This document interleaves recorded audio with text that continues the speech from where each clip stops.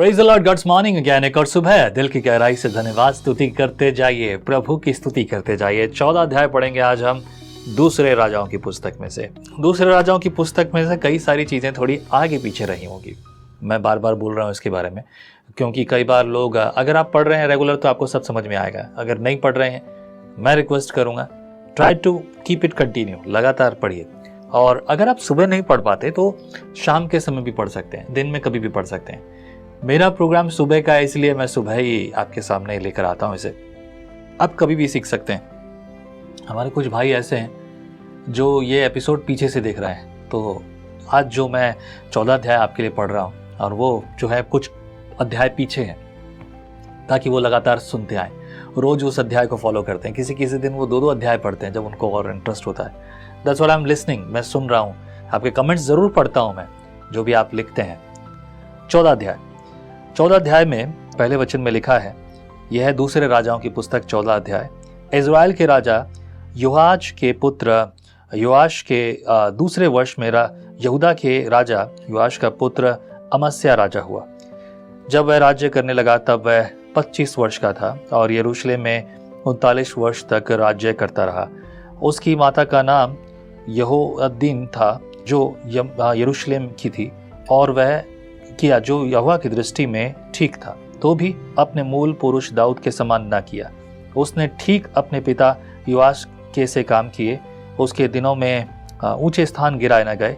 लोग तब भी उन पर बलि चढ़ाते और धूप जलाते रहे।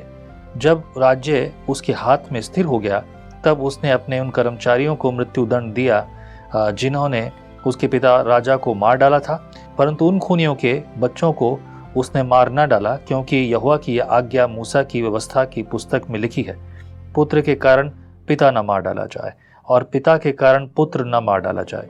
जिसने पाप किया हो वही उस पाप के कारण मार डाला जाए। बहुत खूबसूरत बात है। बड़े समय में चलो लेकिन सुनने को मिल रहा है कि कोई एक अच्छी बात से यहोवा के वचन को मान रहा है, और अच्छा भी लगा।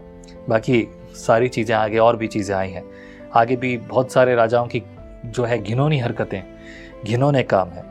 8 पद लिखा है, तब अमस्या ने इज़राइल के राजा योआश के पास, जो येहू का पोता और योआश का पुत्र था, दूतों से कहला भेजा, आ हम एक दूसरे का सामना करें।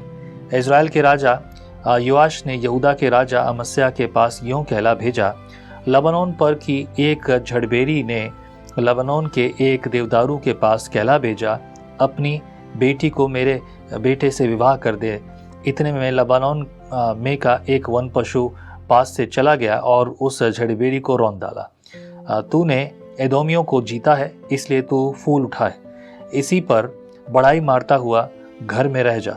तू अपनी हानि के लिए यहाँ क्यों हाथ उठाता है, जिससे तू क्या वरन यहूदा भी नीचा देखेगा। आपस में ना डायलॉग चल रहे हैं और ये डायलॉग परिणाम लेते हैं, ठीक है।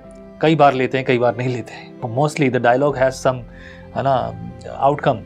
तो डायलॉग हो रहा है यहाँ पर, ये लोग कह रहे हैं कि आजा आपस में युद्ध करेंगे, और वो एक दूसरे को जो है डायलॉग दे रहे हैं कि तू ये कर, तू ये कर, तू ये है, तू वो है, तू फूला हुआ है, तू ये है। सुनिए 11 पद में क्या होता है। परंतु अमस्या न माना। तब इज़राइल के राजा योआश ने चढ़ाई की और उसने और यहूदा के राजा अमस्या ने यहूदा देश के बेतशेमेश में एक दूसरे का सामना किया। तब यहूदा इज़राइल से हार गया और एक एक अपने अपने डेरे को भागा। तब इज़राइल के राजा योआश ने यहूदा के राजा अमस्या को, जो अज्याह का पोता और योआश का पुत्र था, बेतशेमेश में पकड़ लिया और यरूशलेम को गया और एप्रेमी फाटक से कोने वाले फाटक तक 400 हाथ यरूशलेम की शहरपना गिरा दी। और जितना सोना चांदी और जितने पात्र यहोवा के भवन में और राजभवन के भंडारों में मिले, उन सब को और बंधक लोगों को भी लेकर वह शोम्रोन को लौट गया। योआश के और काम जो उसने किए और उसकी वीरता और उसने किस रीति यहूदा के राजा अमस्या से युद्ध किया, यह सब क्या इज़राइल के राजाओं के इतिहास की पुस्तक में नहीं लिखा है। अंत में योआश अपने पुरखाओं के संग सो गया और उसे इज़राइल के राजाओं के बीच शमरोन में मिट्टी दी गई और उसका पुत्र यारोबाम उसके राज्य पर स्थान राज्य करने लगा। कभी भी जब कोई राजा का समय समाप्त होता है और उसे मिट्टी दी जाती, तो इसका मतलब ही नहीं कि सब कुछ खत्म हो गया। ये बात तो है, जैसा कि हम देख रहे हैं। लेकिन प्रभु यहोवा का वचन है कि न्याय तेरा होगा, तेरा हिसाब होगा। और चाहे कोई व्यक्ति पुराने नियम में यीशु मसीह के आगमन से पहले मरा हो या बाद में मरा हो, न्याय तो हर किसी का होगा, क्योंकि प्रभु का वचन ये कहता है कि अभी तक यीशु को छोड़कर कोई स्वर्ग नहीं पहुंचा और वही न्याय करेगा। तो न्याय जब होगा तो सभी लोगों का होगा, उनका भी जो पहले मरे और जो उस समय जब यीशु के आगमन से कुछ समय पहले जिनकी मृत्यु होगी, बस वो भी आखिरी समय उनका भी न्याय होगा। और ये बहुत लाजमी है, and that's what the reason. आइए आगे पढ़ते हैं 17 पद में। योआश के पुत्र इजराइल के राजा योआश के मरने के बाद योआश का पुत्र यहूदा का राजा अमस्याह 15 वर्ष जीवित रहा। अमस्याह के और काम क्या यहूदा के राजाओं के इतिहास की पुस्तक में नहीं लिखे। जब यरूशलेम में उसके विरुद्ध राजद्रोह की गोष्ठी की गई तब वह लाकीश को भाग गया, अतः उन्होंने लाकीश तक उसका पीछा करके उसको वहीं मार डाला। तब वह घोड़ों पर रखकर यरूशलेम में पहुंचाया गया और वहां उसके पुरखों के बीच उसको दाऊदपुर में मिट्टी दी गई। तब सारी यहूदी प्रजा के अर्जिया को लेकर जो 16 वर्ष का था उसके पिता अमस्याह के स्थान पर राजा नियुक्त कर दिया। राजा अमस्याह अपने पुरखों के संग सो गया। तब उसके बाद अर्जिया ने एलत को दृढ़ करके यहूदा के वश में फिर कर दिया। अभी एक चीज आपने शायद सोची हो कि बार बार देखो कोई भी राजा मरता है तो वो दाऊदपुर में मिट्टी दी जाती है। क्यों दाऊदपुर में? क्योंकि दाऊदपुर में राजकीय यानी कि राजाओं के लिए स्पेशली जो खास जो रॉयल फैमिली के लिए था कब्रिस्तान हुआ करता, वहीं पर सभी राजाओं को मिट्टी दी जाती। वो हर किसी के लिए नहीं था, उस स्थान पर हर कोई नहीं आता और इसीलिए उस स्थान पर सभी लोगों को जो है मिट्टी दी जाती। जहाँ दाऊदपुर में दाऊद को मिट्टी दी गई और भी लोग जो हैं जिन राजाओं की बात हमने सुनी उनको मिट्टी दी गई। इसके बाद 23 पद से हम पढ़ते हैं, यहाँ पर लिखा, यहूदा के राजा योआश के पुत्र अमस्याह के राज्य के 15वें वर्ष में इज़राइल के राजा योआश का पुत्र यारोबाम शोमरोन में राज्य करने लगा और 41 वर्ष राज्य करता रहा।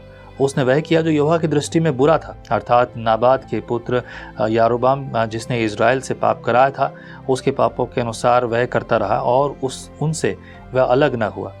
उसने इज़राइल की सीमा हमात की घाटी से ले आराब के ताल तक ज्यों की त्यों कर दी, जैसे ही इज़राइल के परमेश्वर यहोवा ने अमित्य के पुत्र अपने दास गेथेपवासी योना भविष्यद्वक्ता के द्वारा कहा था, क्योंकि यहोवा ने इज़राइल का दुख देखा कि बहुत कठिन है, वरन क्या बंधुआ क्या स्वाधीन कोई भी बचा न रहा और न इज़राइल के लिए कोई सहायक था।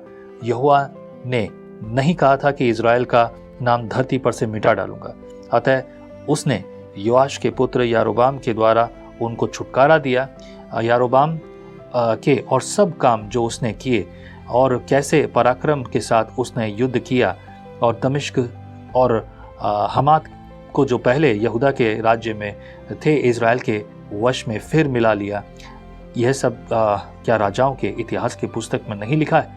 अंत में यारोबाम अपने पुरखों के संग जो इज़राइल के राजा थे सो गया और उसका पुत्र जकर्याह उसके स्थान पर राज्य करने लगा। इस राजा को भी जिसके बारे में लिखा नहीं है कि कहाँ पर उसके लिए पुरखों के संग सो गया, ठीक वही दाऊदपुर में वही मिट्टी दी गई, क्योंकि वो रॉयल जो है कब्रिस्तान था। वहाँ सब जो है राजाओं की जो है कब्रगाह थी। हमारे राजस्थान में भी होता है, उनको हम बोलते हैं गेटोर, और ख़ासतौर से जयपुर में 2 हैं। और इन गेटोर में यहाँ तो राजाओं की चिता जलाई जाती थी, लेकिन जिस जगह पर चिता जलाई गई है उस जगह दूसरी किसी की चिता नहीं जलाई। राजा के बाद और दूसरी जगहों पर और भी स्थान बनाए गए और उन स्थान पर जो है चिताएं जलाई गई और उसके बाद किसी और की वहाँ नहीं जलाई गई और बेहतर ढंग से इसे तैयार किया। उन्हें छतरियाँ भी बोलते हैं, लेकिन असल में गेटोर नाम दिया गया है। जयपुर में 2 हैं।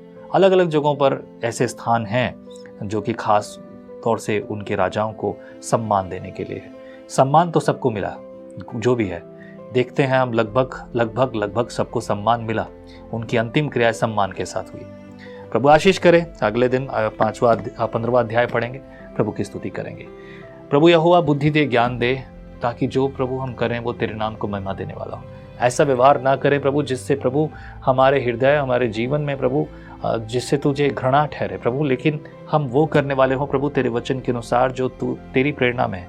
प्रभु सुनने वाले भाई बहन को प्रभु आशीषित कर, फलवंत बलवंत कर, तेरी योजनाओं में चला, कमी घटियों से दूर कर। और आज का दिन प्रभु बड़ी सामर्थ्य के साथ चला प्रभु, ऐसा तैयार कर, घर की संगति, परिवार की संगति, सब संगति में प्रभु ऐसा तैयार कर ताकि वह खड़े होकर तेरे नाम को महिमा देने वाले ठहरे। धन्यवाद जो तूने प्रार्थना सुनी।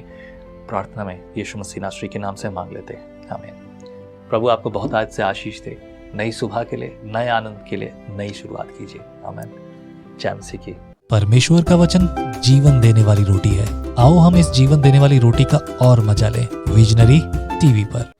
हम हमेशा सोचते हैं कि शायद मैं भी बाइबल कॉलेज जाकर बाइबल को अच्छे से सीखता, पर अब आपके लिए है visionary TV, deep Hindi Bible study के लिए।